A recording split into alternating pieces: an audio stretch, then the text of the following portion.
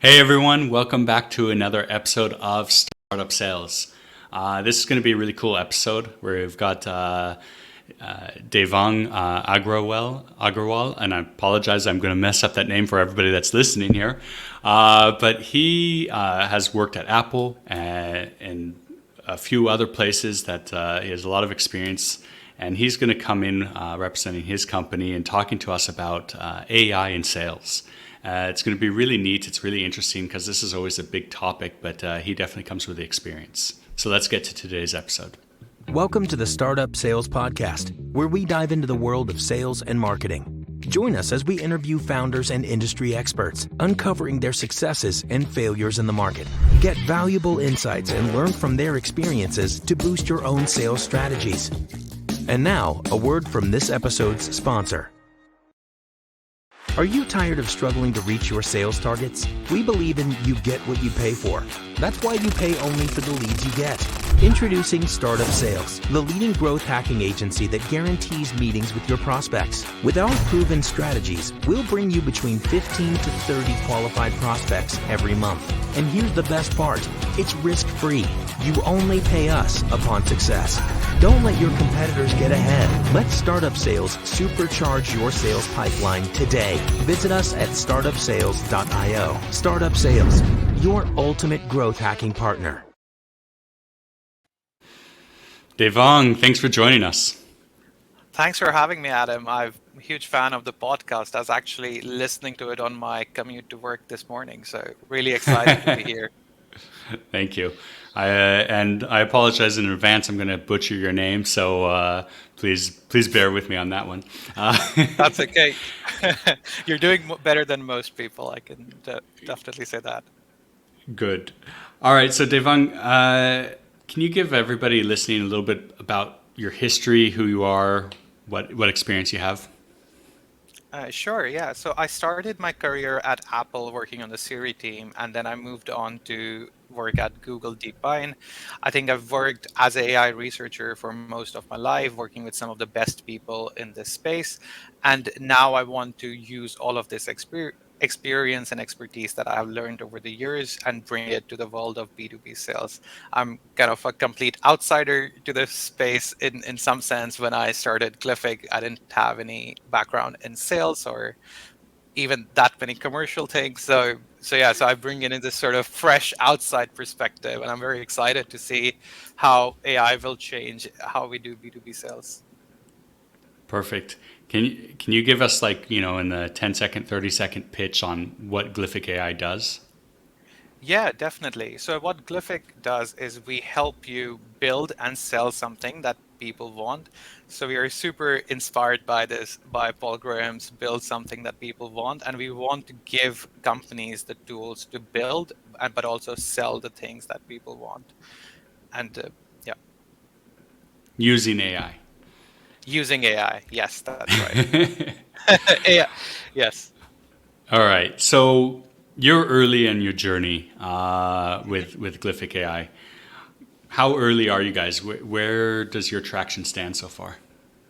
Yeah, we are super early. We're quite till now we have focused mostly on the product and figuring out all the AI components and our technology stack. And only recent we were working mainly with design partners still quite recently, and now we have started focusing on traction more seriously this quarter. So for now we have maybe around 10 or so paying customers, but a lot more customers who are in pilots where we have very good feedback from. Interesting. Uh, what have you learned on the sales side so far from getting those 10 clients and probably half a dozen or more bad calls that have happened?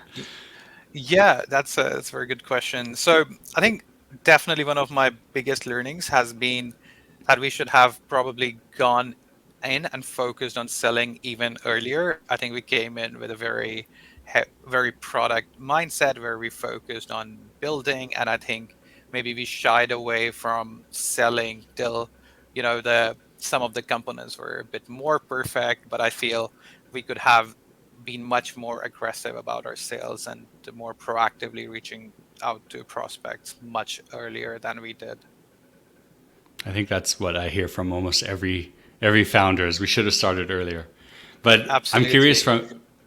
from your perspective, why should you have started earlier? Is it because you want more traction earlier so you could get to the next round, or was it another reason? No, I think much more about the validation part. I think we built in maybe some of the features that we built, we might have built in isolation for too long, and we didn't. We had them validated with a few design partners, but I don't think we had validated them with a wider market in the way that we should have. And I think that's what I think the real key in a startup is getting this early validation with your users and customers and using that to grow your to understand where you need to be. And I feel we could have done that a bit better. But we are now fully focused on that, so I'm really excited about it. So the design partners that you have or had, Hmm. where do you draw the where have you found that you draw the line between listening to them 100% and doing everything that they say or suggest versus, okay, I need to still validate this with the market? Yeah, I think it's a very good question. I think it's kind of listening to what design partners are saying, validating it with the market, but also following our vision of how we see this space evolving. So there's always a tension between all three of those. And I think because AI is such a new technology, I think we don't really understand fully what the interfaces would be. How will this information that is how will AI be truly used within sales teams? And I don't think even design partners or full market validation can fully get you there. I think you need to sometimes build something for people, show it to them, and only then they fully appreciate where you're getting at. Be the So I think visionary. well, I wouldn't go that far, but I think I think especially with AI, right? People have such different notions of what AI is capable of and what it's not capable of. So it can be quite challenging sometimes to really balance that with what they want in the product and being able to both manage expectations down. But with AI, I guess in some things we've almost had to manage expectations up because people were maybe still thinking in the old world of, hey, I just want a keyword tracker or something, right? But what we're telling them now is, you know what, like we are way beyond keyword trackers, and we can now fully understand all of these conversations you're having at scale and give you insights across all of them, not just doing keyword tracking. So it's interesting what you just said, because I know a lot of times that people, I've heard it myself from some of the companies I help. A lot of times when you go and bring to people a product that says, hey, we're using AI, a lot of people have a negative viewpoint on that because their experience has been with the older kind of versions of AI where it wasn't as well polished as it is now. Even though it was only a year back, uh, as funny as that sounds, things move so quickly. But Yeah. how do you manage that and how do you handle that? Yeah, I think AI has completely changed. I think we had this sort of slow burning of AI where we were making incremental progress every year till kind of mid last year. Let's say like kind of mid May 20, like May 22 or something like that, right? Where we were making slow and steady progress within AI. But I think people till then had bad experiences with AI, that's for sure. But I think with large language models, suddenly what was possible with AI completely changed, and our calibrations of what was possible with AI just are no longer valid because it's just the capabilities of this technology have completely changed. And I've even seen that in myself and Adam, my co-founder Adam, we've spent our entire career as AI researchers, and even we often underestimate the power of these large language models. Sometimes feeling that, oh, that there's no way that this would be possible with AI, but actually when we try it out, it's possible. And even we are amazed every day by how powerful this technology is. So, what are some of the things that you've been amazed by where AI comes into play for sales? Yeah, absolutely. I think the biggest thing for me has been being able to extract strategic insights at scale, right? So, for instance, with I mean, I listen to your podcast a lot, and sales leaders have made it clear that call recording is no longer optional, right? And everyone Yeah. is sitting and as a result of that, right, people are sitting on these complete treasure troves of customer data, essentially, right, from all of their sales calls. There's thousands and thousands, if not millions of hours of calls just sitting there doing nothing, right? People might coach on it, or you might, listen to it in a closed and in like a win-loss analysis. But fundamentally, all of this really valuable data is just sitting there doing nothing. But with AI, what we've been able to do is unlock the power of this data to give you the insights that you need to really be able to build a better product for people by showing you what is it that's selling in even when you have a large sales team, right? Like the fear that founders always have is, I will scale up my sales team and then I won't know what the customer is saying. But what we're saying is, you know what, now with AI you can scale up your sales team, and AI would be able to analyze all of their sales calls, and you'll still have a good understanding of what your customers want. Why are you winning deals, why are you losing deals, and what are the reasons that you're losing these deals. There's And that's a there's a tool. Go ahead. yeah, no, sorry, and that was something that surprised us, honestly. Like, we did not expect AI to be able to understand calls at this scale. I mean, these are long conversations, right? They're like, people chat for half an hour, 45 minutes in these calls, and there is chit chat, there is discovery, there is, all sorts of things happening, and then being able to extract these really valuable insights out of them. Even we did not expect AI to work this well on it. So there's a tool that I use Hmm. that I upload all my. I used to do it just for my podcast and Uh-huh. have it automatically create like bullet points of what was the learnings, what are the takeaways, Nice. and things like that. But you could also now plug in your sales calls to it and ask it, hey, Hmm. what are the to do items? What do I need to do to follow up with this person? And it will give you Nice. whatever it is that you said.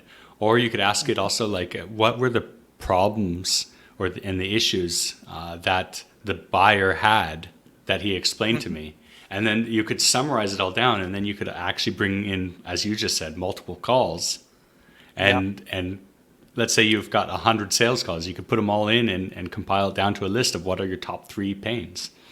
So Yeah. it's really fascinating. I think it's cool and underutilized.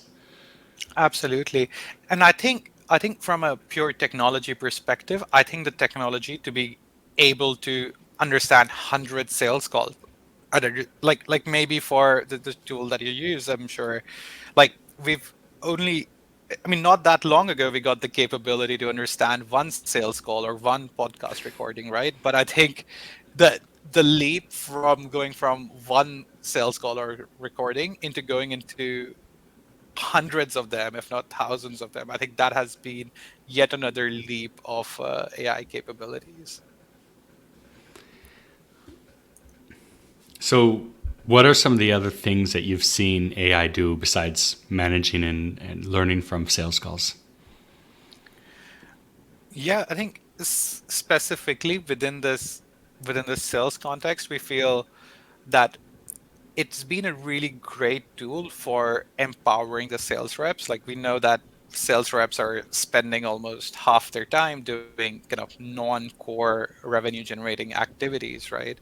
So like things like CRM entry, researching the person they're going to speak to, writing follow-up emails and things like that. And where, like, I guess a lot of what they're doing is just summarizing the call and things like that. We've seen that with AI, like the some of the most forward thinking sales teams have managed to cut down this time by a lot and manage to extract much more revenue per rep by automating as many things that are sort of non-core sales activities so that the reps can really focus on what they do best, which is and what they enjoy as well, right? Like all the reps are kind of like, I want to jump on a call with with the person. I want to close them. They don't, no one's saying, hey, I want to focus my time on CRM entry, or like find researching things about the company, things like that. And I feel Yeah. some of the most forward looking teams have recognized that and used AI to automate all of those things for them and given reps all of this time back so they can again focus on doing what they do best. Having the conversations and Yeah, closing deals. exactly. Yeah. And I mean, it leads to also happier reps, right? Because I mean, your reps are no longer, your reps can focus on doing what they really want to do, and then just they're happier, they're closing more deals, and you probably reduce your churn of reps as well. Good sales reps are super hard to come by. That's Exactly, for sure. exactly. All right. And how are you using AI yourself? Yeah, I mean, it's been really great for us as well because we we just fully pilot our own product, right?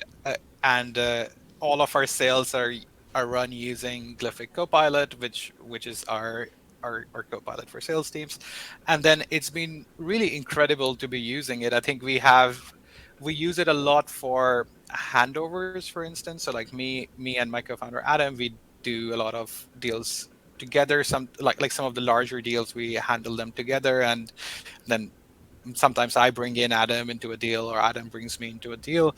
And then just being able to use AI to fully understand the state of the deal, and being able to also kind of identify what are the missing elements in the deal has been like really big, both time saver, but has also improved our effectiveness, right? Like we've kind of being able to realize that we've been talking for, like, this is our sixth call, but we still haven't discovered, like, any decision making authority or budget, right? It's so easy to pat yourself on the back and have five pleasant conversations into a company, but when you kind of like really start breaking down all the information you have, and then you realize actually what you need to do to make to close that deal. I think that's a major point, and something that I think people should really pay attention to. Because I'll give an example. One of my Hmm. teams I had like 2 years ago, I had a rep that was super good at building connections with people and having talk and just Mm. talking with people. And he Yeah, would come off of a call, like you said, have 5, 6 calls.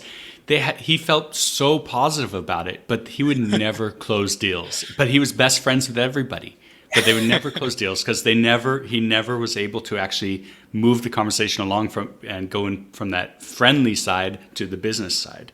And so having something absolutely, like this showing you, hey, here's a red flag, you're missing this, you need to go back. That's absolutely. powerful.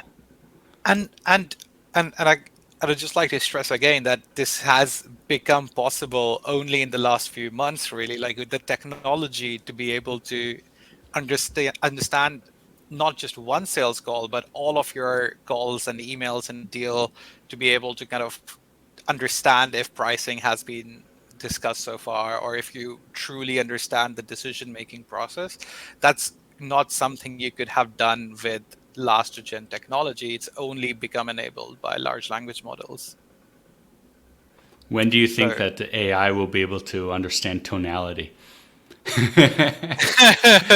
that so that's the one place where I manage expectations down a little bit. I, I think tonality is very, very challenging to understand properly, because I think you can build a nice looking demo, but I think where you'd have one person who whose tonality AI would be able to understand, but being able to do it at scale, that's what I don't think we are there yet, because people are so different, right? People can intonate differently for Yeah. different reasons, and being able to kind of say and really pinpoint why that tonality is important for your sales process, I think that's I think that's I think really challenging for AI to do still.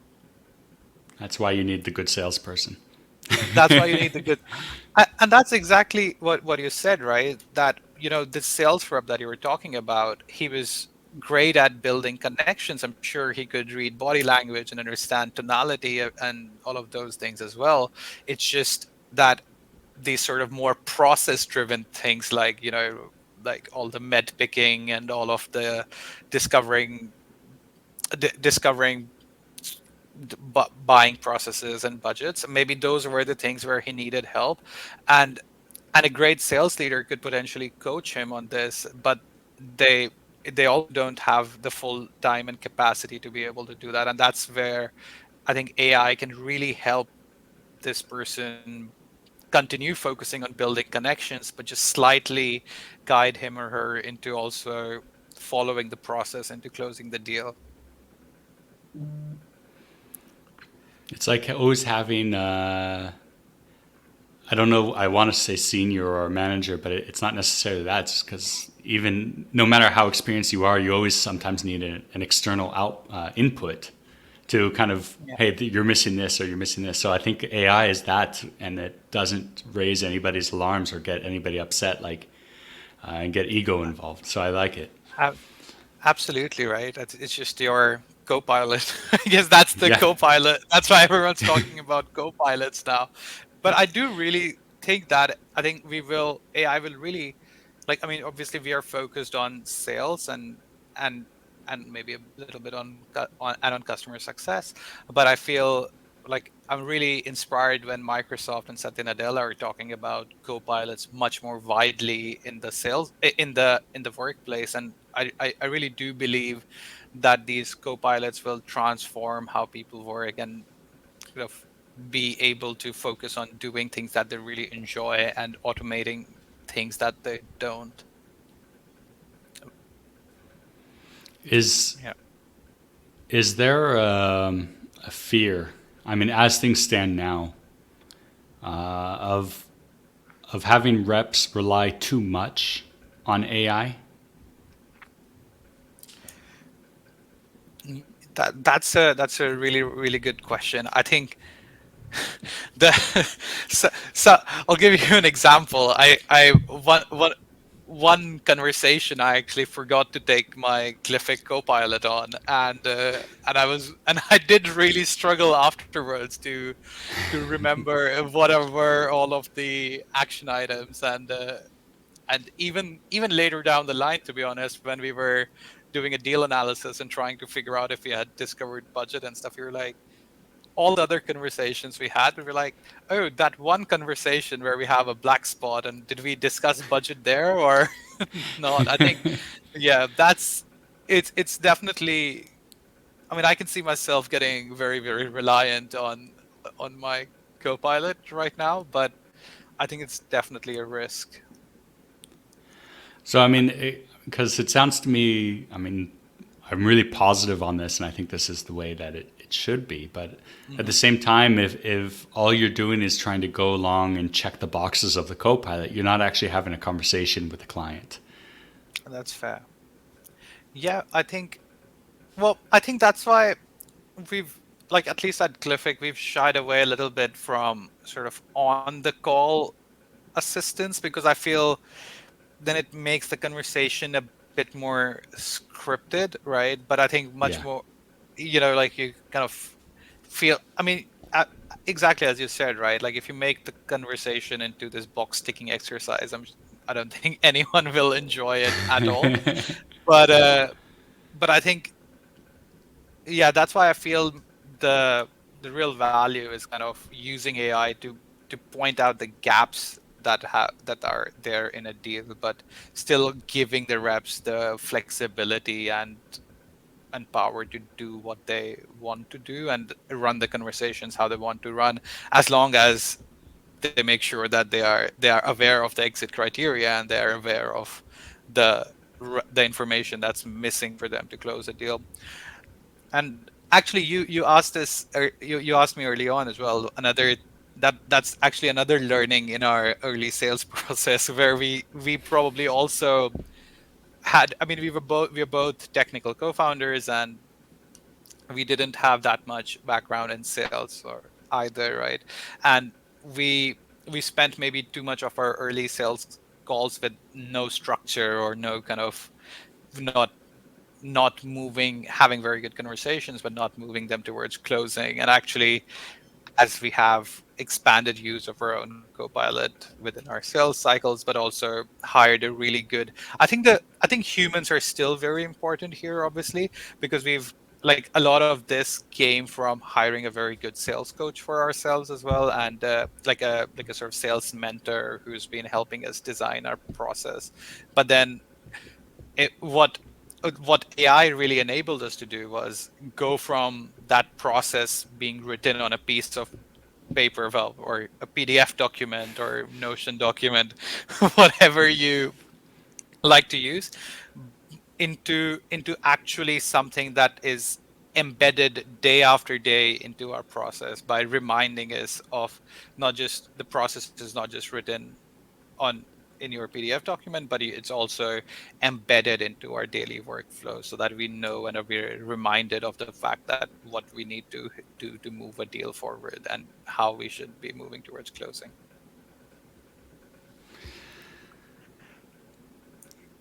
Interesting conversation. I think it's something that everybody should be trying. Everybody should be using AI. I mean, you brought up a lot of good points on why and everything. Can you explain a little bit, go a little bit more in depth about Glyphic AI, so if people are interested, they could learn more? Yeah, definitely. I think, as I kind of said earlier, our main aim at Glyphic is to help companies build and sell tools that people want. So we do it in three main ways. The first is we analyze all of your sales calls to give you strategic insights, so that you know exactly why are people buying your tool and why are people dropping out of your pipeline, giving you these very deep conversational insights at scale across your pipeline. That's one of the main ways we help. The second is by automating as many workflows of their rep as possible. We've seen that reps who use Glyphic get 20% more, that teams that use Glyphic, they're getting 20% more revenue per rep than teams who don't, because of all of these automations that they can now, that is freeing up more time for the reps to spend on selling. And the third thing is, after we have extracted the insights, also feeding them back to the reps before every sales call, and kind of driving this behavior change, and making sure that they are always aware of what do they need to do to make sure a deal keeps moving forward. And we do that by not only analyzing all the previous calls and giving them insights from that, but also using publicly available data on the internet about the company they're speaking to, about the people they're speaking to help just make that a little bit easier for them. And where could people go to find out more about Glyphic AI, or reach out to you as well? Yeah, so you can go to glyphic.ai to find out more about us, or you can email me directly on Devang at glyphic.ai. And that's GLYPHIC. That's for right. all those dyslexic people like me. Great, Devang. Thanks so much for jumping on the call with us today. Thanks a lot, Adam, and been a real pleasure chatting with you. Likewise. Bye for now. Bye-bye. Thanks for listening to Startup Sales with Adam Springer. Subscribe to the podcast so you never miss an episode. Contact Adam about speaking engagements or consulting services at adam@startupsales.io.